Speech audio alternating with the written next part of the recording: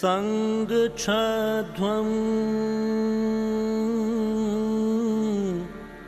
संवदध्वं संभो मनासि जानताम् देवभाग्यं यथा पूर्वे संजयानाना उपासते।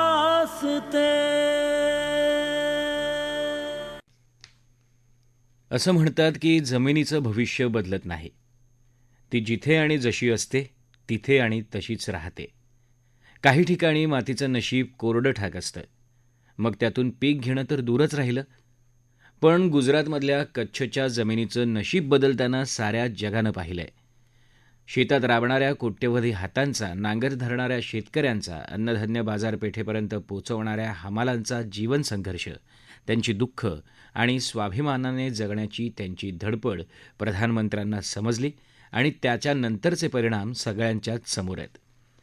मग ते सरदार सरोवराच्या पाण्यानं समृद्ध झालेलं कच्छ असो की साबरमती नदीचा कायापालट असो, पडीक जलाशयांचा पुनरुद्धार असो की हजारो नवीन तलावांचं, बंधाऱ्यांचं बांधकाम असो, या प्रयत्नांमधून गुजरातची भूमी सुजलाम सुफलाम बनवणं ही काही परीकथा नव्हे तर यशोगाथा आहे. आणि त्याचे रचनाकार आहेत भारताचे प्रधानमंत्री नरेंद्र मोदी. गुजरातमध्ये राबवलेली पीक विमा योजना साऱ्या देशात लागू करून त्यांनी शेती आणि शेतकऱ्यांच्या श्रमांचा सन्मान केलाय. प्रधानमंत्री पीक विमा योजना कर्जबाजारी शेतकऱ्यांवरचा पीक विमा हप्त्याचा बोजा कमी करते आणि हवामानामुळे संभाव्य नुकसानाप्रती सुरक्षितता देते. हवामानातल्या अनिश्चिततेमुळे निर्माण होणारी जोखीम कमी करण्यात आणि शेतकऱ्यांच्या आर्थिक हिताचं रक्षण करण्यात ही योजना महत्त्वाची भूमिका बजावत आहे. आज कोट्यवधी शेतकऱ्यांना या विमा योजनेचा लाभ मिळतोय. शेती क्षेत्राच्या विकासाकरता सरकार वचनबद्ध असल्याचं यावरून दिसून येतं. हमारी सरकार ने प्रधानमंत्री फसल बीमा योजना शुरू की और किसानों को ये ऐसी प्रधानमंत्री फसल बीमा योजना बनाई कि जिसके कारण अगर किसान की फसल तैयार होने के बाद खेत से बाजार जाने के बीच में ही अगर कोई बहुत बड़ी आपदा आ गई और फसल बर्बाद हो गई तो उसको भी बीमा देने की योजना हमने बनाई. पानी भर जाए तो उसको बीमा.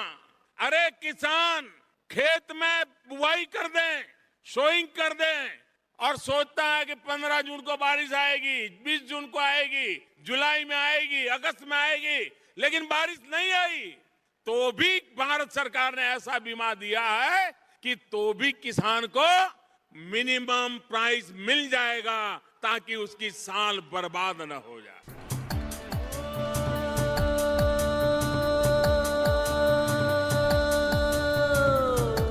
2022 पर्यंत शेतकऱ्यांचं उत्पन्न दुप्पट करण्याचं वचन प्रधानमंत्र्यांनी दिलं आहे. त्या दृष्टीनं विम्याचा कमी हप्ता आणि जास्त लाभ हा या पीक विमा योजनेचा प्रयत्न आहे.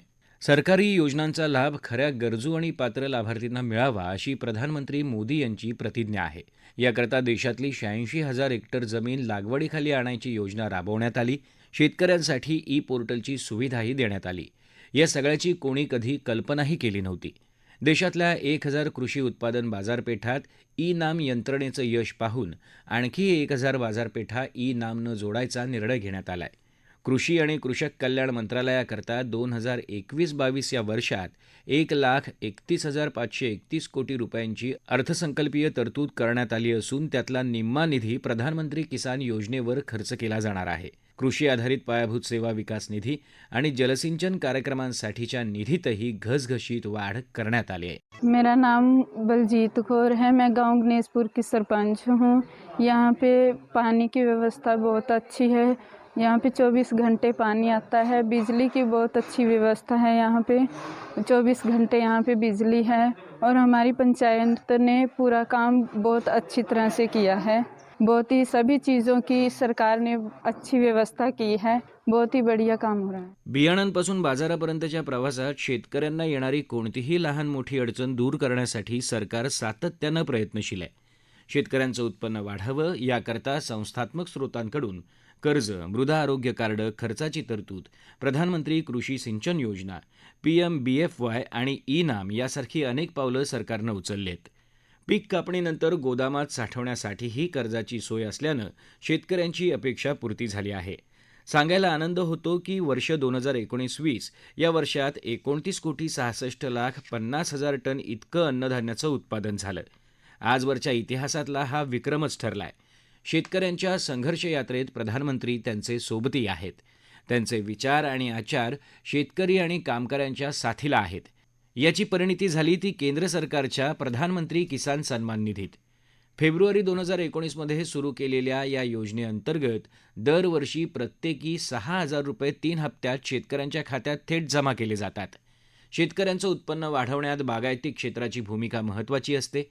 त्यातला विकासाचा वाव लक्षात घेऊन भारत सरकारनं 2021-22 या वर्षात बागायत क्षेत्रासाठी 2,250 कोटी रुपयांची तरतूद केली आहे.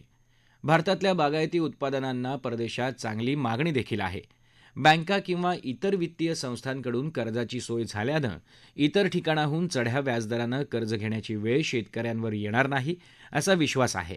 ई-नाम म्हणजेच इलेक्ट्रॉनिक राष्ट्रीय कृषी बाजारपेठांचा प्रारंभ 2016 मध्ये झाला. कृषी उत्पन्न बाजार समित्यांना एका इलेक्ट्रॉनिक मंचावर आणून शेतकऱ्यांना ऑनलाईन व्यापारासाठी उद्युक्त करणं त्याचं उद्दिष्ट आहे. गुजरातमध्ये 2010 पासूनच ही सुविधा उपलब्ध होती. ती नंतर देशपातळीवर राबवण्यात आली. विश्वास बसणार नाही, राज्यातल्या सर्व 13,695 ग्रामपंचायतींना ब्रॉडबँड संपर्क सुविधा देणारं देशातलं पहिलं राज्य ठरलं ते गुजरात. भारतनेट योजनेच्या माध्यमातून 2014 पासून आजतागायत देशातल्या 1.5 लाखाहून जास्त ग्रामपंचायती ऑप्टिकल फायबरनं जोडल्या गेल्यात.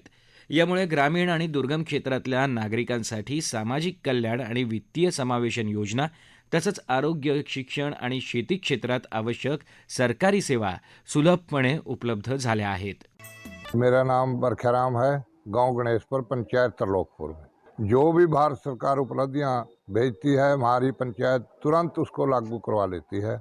और सोलर लाइट, पानी का और जो भी मतलब व्यायामशाला, सारे काम इन्हें तुरंत लागू कराए और तुरंत काम होए। विकासाच्या गाडीचं इंजिन आहे गुजरात, जिथे शेतीत वैज्ञानिक प्रयोग आणि तंत्राचा वापर होतो आणि त्यातून शेतकऱ्यांचं नशीब फळफळतंय. देशातल्या विशेषतः दुर्गम आणि ग्रामीण भागात 3,56,000 सामायिक सेवा केंद्र स्थापन झाली आहेत. यामुळे ग्रामीण आणि दुर्गम क्षेत्रातल्या नागरिकांसाठी सामाजिक कल्याण आणि वित्तीय समावेशन योजना तसंच आरोग्य, शिक्षण आणि शेती क्षेत्रात आवश्यक सरकारी सेवा सुलभपणे उपलब्ध झाल्यात.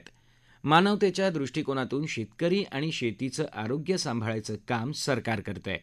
रसायनांचा वापर कमीत कमी व्हावा, मृदेचं आरोग्य सुधारावं, पीक उत्पादन वाढावं तसंच शेतीखेरीज अन्य कामांसाठी युरियाचा वापर करण्याला आळा बसावा या हेतूनं 2015-16 पासून निम वेष्टित युरिया तयार होऊ लागला आणि त्याची प्रशंसाही झाली. हमारे देश की प्रगति और संस्कृति का नेतृत्व हमेशा हमारे गांवों ने ही किया है। इसलिए आज देश अपनी हर नीति और हर प्रयास के केंद्र में गांवों को रखकर आगे बढ़ रहा है। हमारा प्रयास है कि आधुनिक भारत के गांव समर्थ हो, आत्मनिर्भर हो। इसके लिए पंचायतों की भूमिका को बढ़ाया जा रहा है। पंचायतों को नए अधिकार दिए जा रहे हैं। पंचायतों को डिजिटल बनाने के लिए हर गांव को फाइबर नेट से जोड़ने का काम भी तेजी से चल रहा है। आज हर घर को शुद्ध जल देने के लिए चल रही जल जीवन मिशन जैसी बड़ी योजना की जिम्मेदारी पंचायतों को सौंपी गई है। ये अपने आप में एक बहुत बड़ा काम हमने आपके जिम्मे, आपकी भागीदारी से आगे बढ़ाया है। आज गांव में रोजगार से लेकर गरीब को पक्का घर देने तक का जो व्यापक अभियान केंद्र सरकार चला रही है वो ग्राम पंचायतों के माध्यम से ही आगे बढ़ रहा है।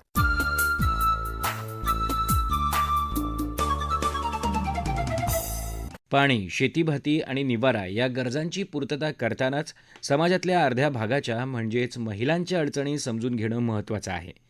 चुलीसाठी सरपण गोळा करणं केवळ जोखमीचं नव्हे तर कष्टाचं काम आहे. दारिद्र्य रेषेखाली जगणाऱ्या कुटुंबातल्या महिलांना स्वयंपाकाचा गॅस उपलब्ध करून देण्यासाठी 2016 पासून प्रधानमंत्री उज्ज्वला योजना सुरू झाली. त्याअंतर्गत 5 कोटी LPG जोडण्या देण्यात येणार असून त्यामुळे महिलांचं जीवन सुकर झालंय.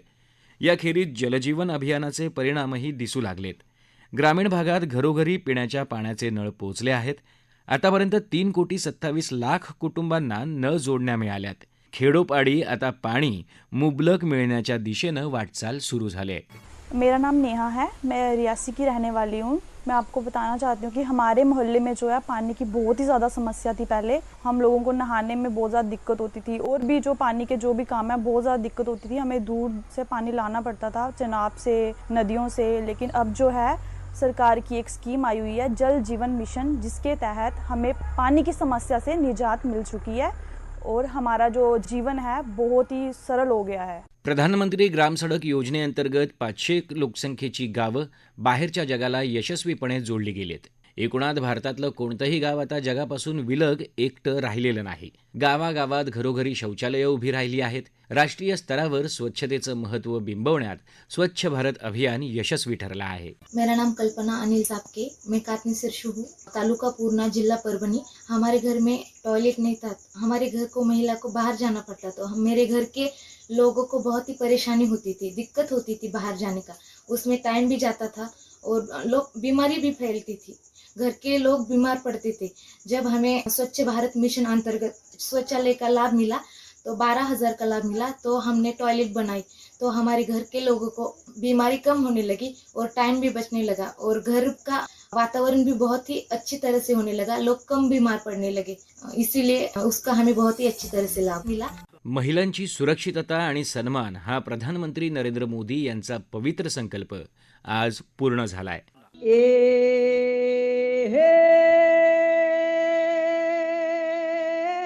चालो चालो बोलो दोरे.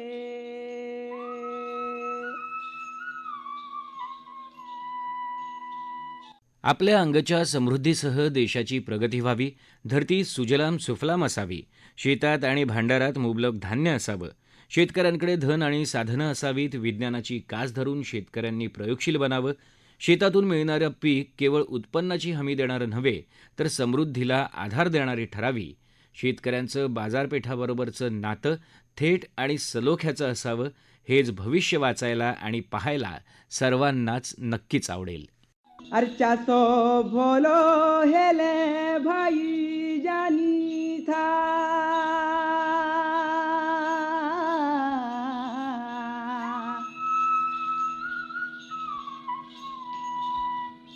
আমর মঙ্গল আরু দেশর